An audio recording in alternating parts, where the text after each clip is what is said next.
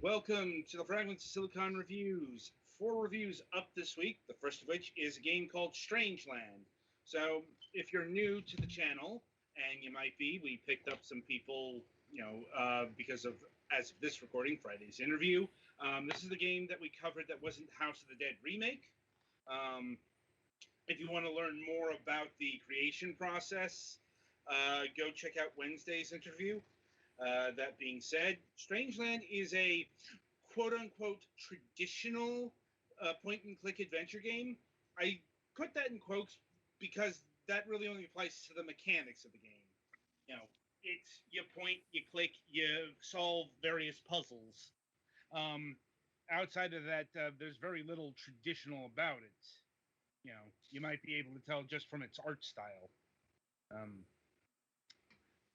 And once again, these are things that we covered.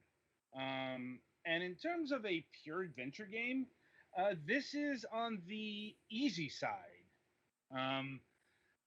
That's owing up to the developers as they wanted to reduce the frustrations that were found in old school adventure games. Mind you, this is a pretty common occurrence in today's adventure game scene.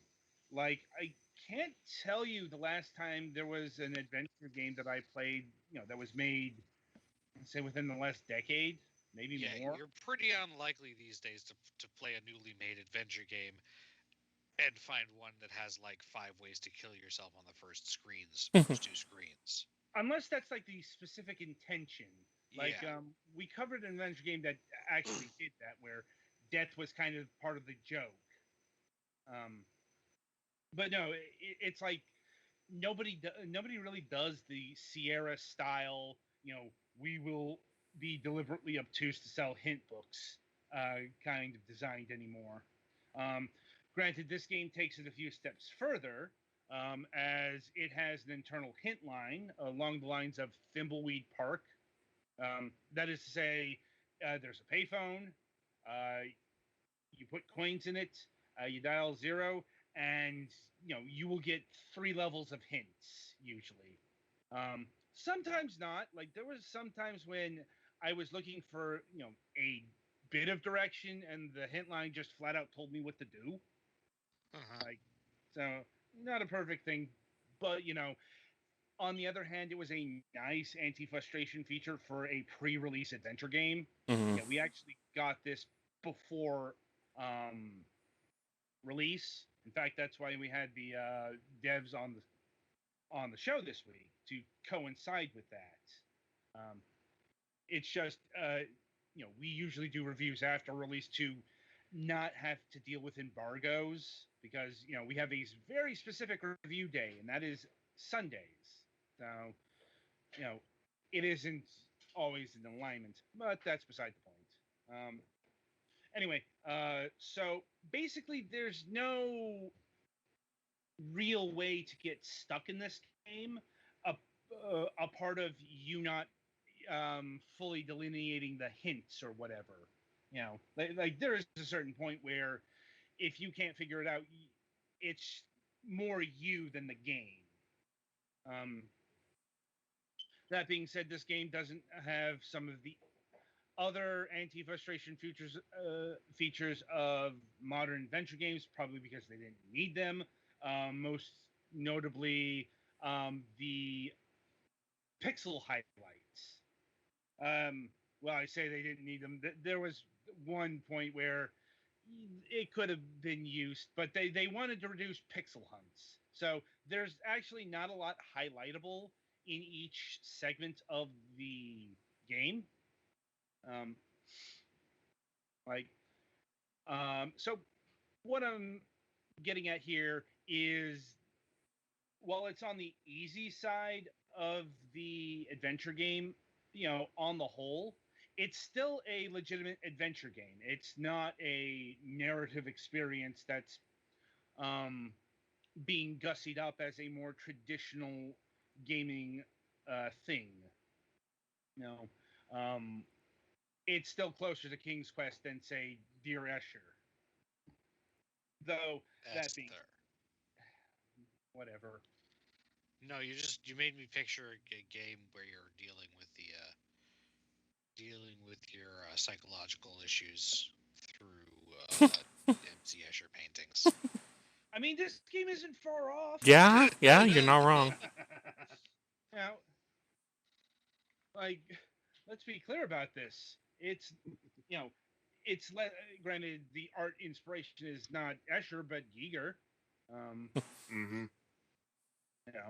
as we covered on Wednesday, you know, one of the primary art influences is a couple of adventure games called Darkseid, um,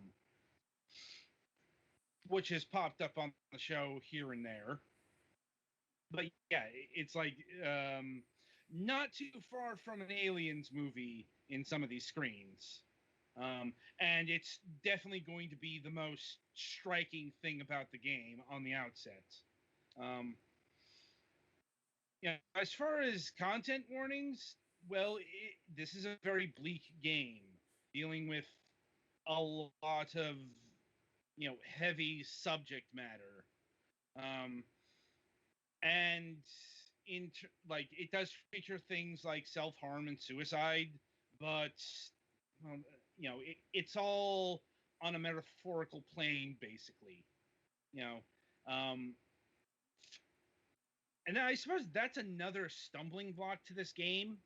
Like, it's really dense and packed with metaphor and symbolism to the point where you may not be able to figure out what is what. You know, thankfully that doesn't apply to the actual gameplay, because there was a couple. There's some adventure games from the '90s, um, especially post Mist, that got so into their motifs and stuff that it affected the gameplay. And you might wonder how that would happen. Well, you've got weird alien objects that don't look like any corresponding thing, and you're trying to solve puzzles with them. How do you think that's going to go? Yeah, exactly. Pick up the defragmulator and use it to framulate the clickthonic vnog. Looking at you, the dig. Like, also Phantasmagoria 2. But anyway, like I said, thankfully that doesn't really apply. It's like you'll be able to figure out the logic of most puzzles. I will say unequivocally the worst puzzle in the game is the phone number puzzle. Oh God, yes. Yeah, I'm like, that was just flat out bad, because that's the kind of tortured adventure game logic type puzzle that was seen in a lot of the bad adventure games of the '90s. Because and the headline will lay out what the developers were thinking when it came to that particular puzzle. I'm like, I defy you to get that. That like,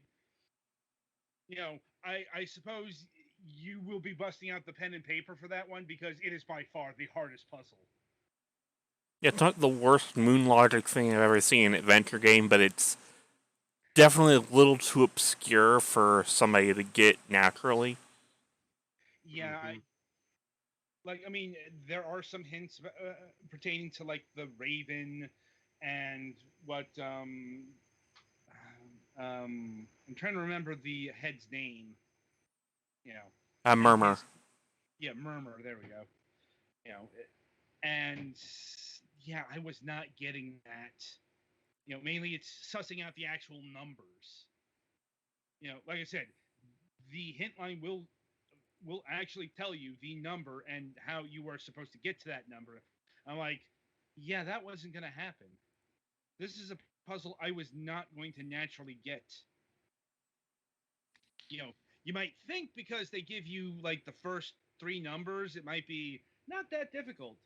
But no, it's really out of place in terms of what this game is going for, which is outside of that one, your more traditional, King's Quest, LucasArts, what have you. use item to solve thing key lock puzzle, and they've also got some of these seventh guest styles. We're going to take centuries old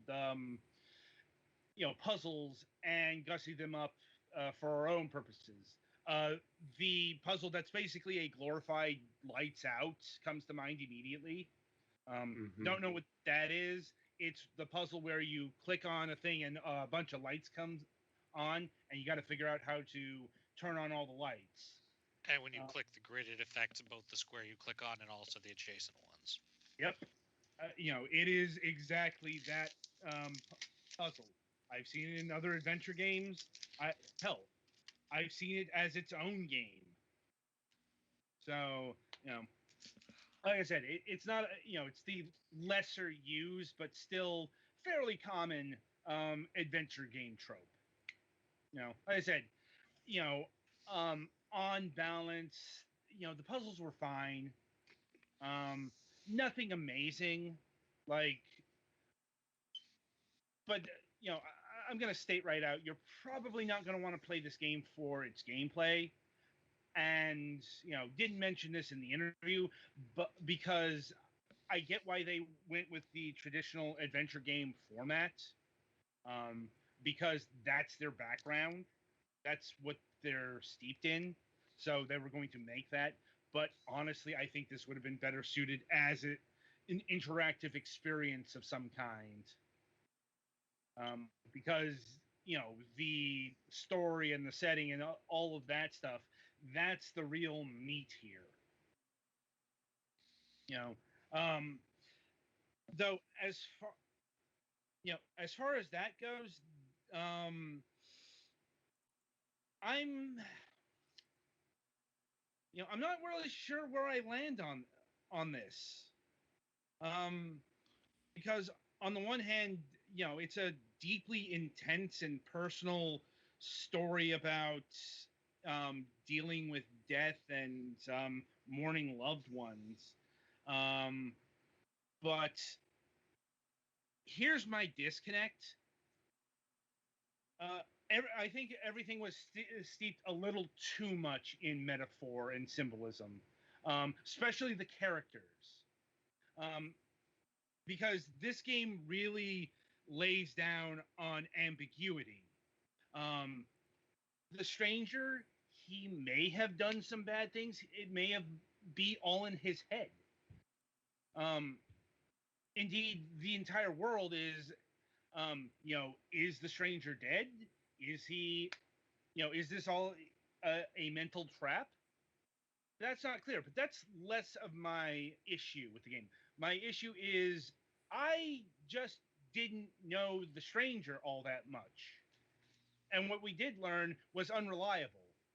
And that's going to cause an emotional disconnect. Because, to put it plainly, how am I supposed to sympathize with this guy when he may have done terrible things?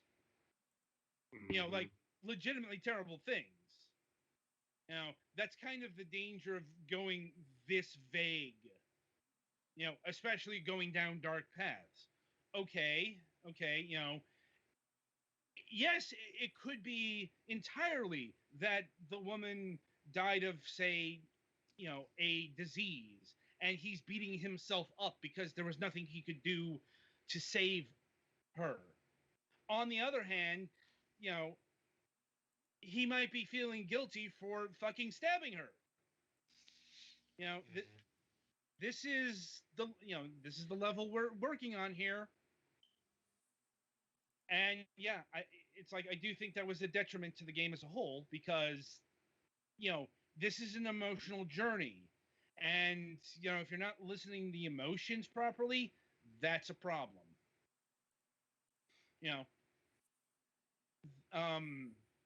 More general warnings aside from that is this is a bleak game.